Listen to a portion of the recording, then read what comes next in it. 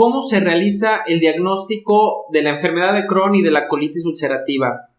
Ya lo mencioné previamente en otros de mis videos. Son un grupo de enfermedades que afectan de forma crónica el tracto gastrointestinal.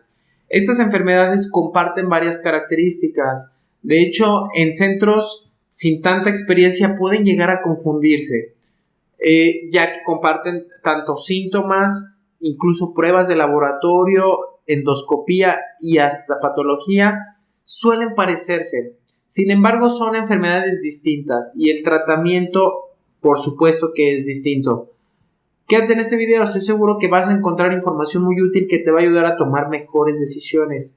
Yo soy el Dr. Jesús Macías, soy cirujano general y soy coloproctólogo. Me gusta crear videos con el objetivo de educar a las personas. Precisamente en este video voy a hablar sobre los estudios diagnósticos de la enfermedad de Crohn y de la colitis ulcerativa crónica en específica, también llamada CUSI. Estas dos enfermedades van a ser el principal motivo de una secuencia de videos que justamente voy a dejar aquí el enlace, que les voy a compartir todo lo que tienen que saber sobre este par de enfermedades. Si te gusta contenido similar, considera suscribirte. Si crees que esta información le puede ser útil a algún familiar o amigo, pues comparte esta información. Muchas gracias.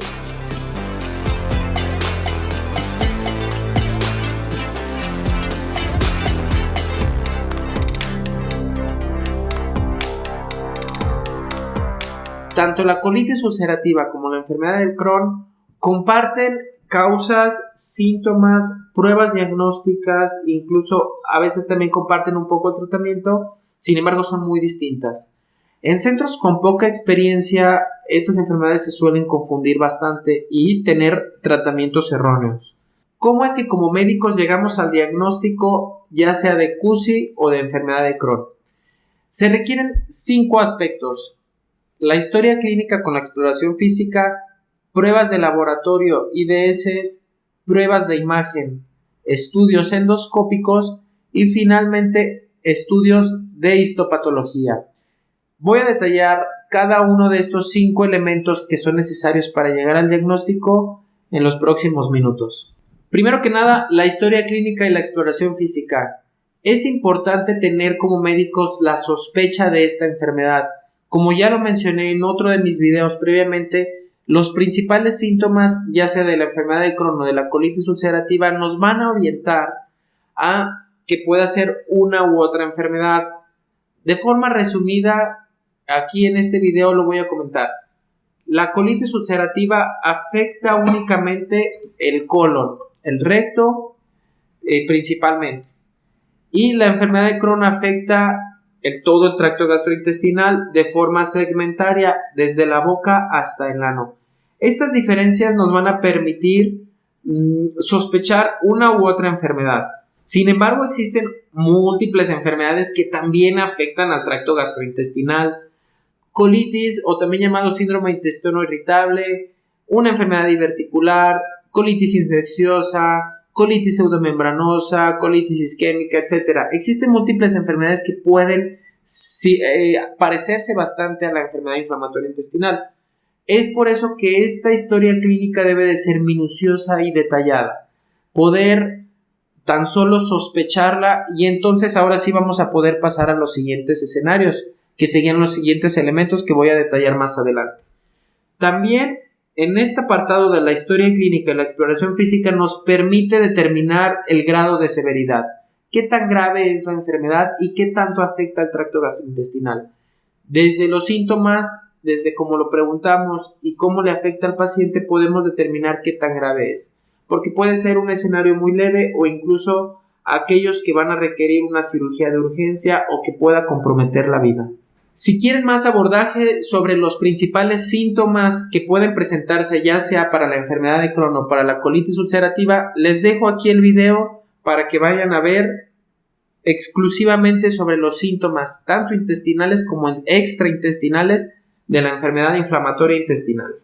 En cuanto a los estudios de laboratorio y la verdad es que es un arsenal importante que existe actualmente, ¿de acuerdo? Y que podemos utilizar. Sin embargo, yo les voy a mencionar varios que son esenciales para el diagnóstico.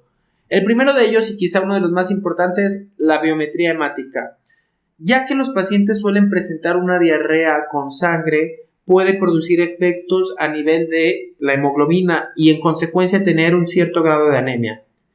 Ya que las enfermedades son trastornos inmunes de nuestras propias defensas, entonces en la biometría hemática vamos a ver las células de las defensas alteradas, ya sea de forma excesiva o prácticamente suprimidas, que no existen. Cualquiera de los dos espectros puede encontrarse en la enfermedad inflamatoria intestinal. Los marcadores inflamatorios, precisamente velocidad de sedimentación globular y proteína C reactiva, son dos marcadores que nos permiten determinar qué tanto proceso inflamatorio existe en estas enfermedades.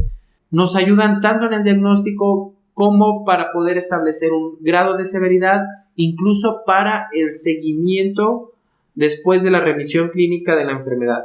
Son dos exámenes de laboratorio bastante útiles en estas dos enfermedades. Cuando estamos haciendo la diferenciación si es enfermedad de Crohn o colitis ulcerativa, existen unos anticuerpos especiales, unos que se llaman ASCA y otros que se llaman pANCA. Estos marcadores biológicos nos ayudan en el diagnóstico, porque hay veces que la verdad ambas enfermedades se parecen tanto que nos es difícil decir cuál es cuál. Entonces, estos dos marcadores nos permiten diferenciar una de la otra. Los ANCA-P o pANCA son más exclusivos de la colitis ulcerativa y los ASCA son más específicos de la enfermedad de Crohn. No se suelen utilizar de rutina, solamente cuando las pruebas son ambiguas y no sabemos con cuál de las dos enfermedades estamos tratando. En cuanto a las pruebas de heces, la calprotectina fecal es un marcador inflamatorio del tracto gastrointestinal. Precisamente las células de las defensas producen esta proteína y es eliminada a través de las heces. Nos permite determinar y diferenciar estas enfermedades inflamatorias con algunas otras. Por ejemplo, nos permite diferenciarlo de una enfermedad diverticular, de un síndrome de intestino irritable. También nos permite ver en el seguimiento cómo se comporta un paciente, si está respondiendo al tratamiento. Incluso puede tener un efecto en cuanto al pronóstico. Entonces, la calprotectina fecal es una de las herramientas muy útiles que podemos utilizar. Por supuesto que existen múltiples laboratorios y que la verdad los vamos a utilizar. Por ejemplo, electrolitos, estudios para detectar cómo está la tiroides, cómo está la función renal, etc. Son múltiples laboratorios que podemos utilizar, pero no son tan esenciales para el diagnóstico o para el seguimiento.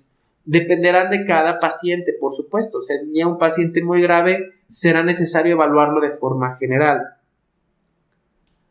Y estos laboratorios, pues, la decisión de solicitarlos queda a criterio del médico tratante. Los estudios de imagen, es decir, rayos X, por así decirlo, como lo suele conocer la gente normal, estos estudios nos permiten determinar, sobre todo, complicaciones de las enfermedades. Uno de los más utilizados y de fácil acceso son las radiografías simples de abdomen, de pie y de cúbito, donde podemos observar una inflamación del intestino, predecir si tienen alguna complicación, por ejemplo, una obstrucción mecánica, un megacolon, etc. La tomografía y la resonancia son estudios más completos de rayos X, donde un paciente tiene que entrar en un aparato grande para poder hacer cortes más específicos y sensibles y encontrar el proceso inflamatorio en estas enfermedades. Suelen ser muy útiles, por ejemplo, cuando no podemos llegar a algunas partes con la endoscopía o cuando el paciente se encuentra en condiciones inestables o que sospechamos alguna complicación. Estos dos estudios son unas herramientas importantísimas y esenciales tanto en el diagnóstico como para detectar complicaciones asociadas a las enfermedades de CUSI y de enfermedad de Crohn. La ecografía es un estudio que se puede utilizar, ecografía o ultrasonidos, es lo mismo prácticamente. Se puede utilizar, sin embargo, requiere que el ultrasonografista o médico radiólogo sea experto para detectar complicaciones precisamente asociadas a estas enfermedades. Suele reservarse para lugares donde se maneja enfermedad inflamatoria intestinal muy frecuente, hospitales de alto volumen. El cuarto elemento son los estudios de endoscopía. Quizá el más importante de todos, que se le debe realizar prácticamente a todos los pacientes de enfermedad inflamatoria intestinal, es la colonoscopia. La colonoscopia es meter una cámara a través del ano para poder ver el tracto gastrointestinal del colon y las últimas porciones del intestino delgado. Esta colonoscopia es esencial tanto en enfermedad de Crohn como en colitis ulcerativa. Es útil para el diagnóstico, ya que nos permite ver cómo se encuentra el proceso inflamatorio. Nos permite tomar muestras y biopsias para mandarlas a analizar a microscopio. Nos permite determinar la severidad del cuadro, qué tanto está inflamado. Incluso nos permite descartar otras enfermedades, que si tuviera una colitis pseudomembranosa, una enfermedad diverticular, un cáncer que pudiera llegar a confundirse. Nos permite dar el seguimiento y detección oportuna de displasias o lesiones premalignas y de cáncer. La verdad es que la colonoscopia es una herramienta indispensable, incluso es el método estándar para poder diagnosticar una colitis ulcerativa. Es importante aclarar que este estudio requiere ciertas condiciones. Es un estudio que se suele hacer bajo sedación, es decir, con anestesia, por lo que requiere varias condiciones: que el paciente se encuentre estable, que también el paciente haya tomado una preparación intestinal, es decir, unos laxantes previos para poder limpiar el intestino o purgarlo, por así decirlo, para que entonces cuando entremos con la cámara no se observen heces a nivel gastrointestinal. Y por supuesto también este estudio requiere un equipo especializado, médicos expertos con entrenamiento en endoscopía que puedan identificar estructuras, que técnicamente sean hábiles para poder abordar estos pacientes con una enfermedad inflamatoria intestinal. La panendoscopía o endoscopía superior, a diferencia de la colonoscopía, en la panendoscopía la cámara entra vía de la boca. Nos permite ver la boca, el estómago, el intestino delgado en sus primeras porciones. No se suele hacer de rutina para todos los pacientes, principalmente para la enfermedad de Crohn es más útil, sobre todo para ver si tiene afección a nivel proximal, a nivel de las vías digestivas superiores. Y en el caso, por ejemplo, de que el intestino delgado esté afectado, aquí podemos utilizar ya sea una cápsula endoscópica, que es como una pastilla que tiene una cámara pequeña, microscópica, que se toma como si fuera una tableta, como cualquier medicamento, o una enteroscopía, es decir, una endoscopía más avanzada. Estos estudios se suelen reservar para cuando se sospecha en una enfermedad de Crohn una afectación del tracto digestivo medio o el intestino delgado, que no es accesible ni por panendoscopía ni por colonoscopía, ¿de acuerdo? Finalmente, el último elemento para llegar al diagnóstico de enfermedad de Crohn o colitis ulcerativa es los estudios de histopatología. Una vez que realizamos la colonoscopia y tomamos biopsias, tomamos muestras, se mandan a analizar a patología y de forma microscópica se pueden diferenciar ya sea una enfermedad de la otra. Sin embargo, existen escenarios en los que se suelen confundir, incluso de forma microscópica pueden llegar a confundirse. Es por eso que se requiere patólogos expertos para poder diferenciar esta enfermedad. Para llegar al diagnóstico de enfermedad de Crohn y colitis ulcerativa, es importante la comunicación entre todos estos especialistas: coloproctólogos, gastroenterólogos, radiólogos, patólogos. Prácticamente esta comunicación nos va a permitir diferenciar, nos va a permitir darle el diagnóstico adecuado a cada paciente y determinar si es una enfermedad de Crohn o una colitis ulcerativa. También nos va a permitir diferenciarlo de otras enfermedades, como ya lo comenté previamente, diferenciarlo de un cáncer, diferenciarlo de una enfermedad diverticular, de un síndrome de intestino irritable, de una colitis microscópica, una colitis isquémica, etc.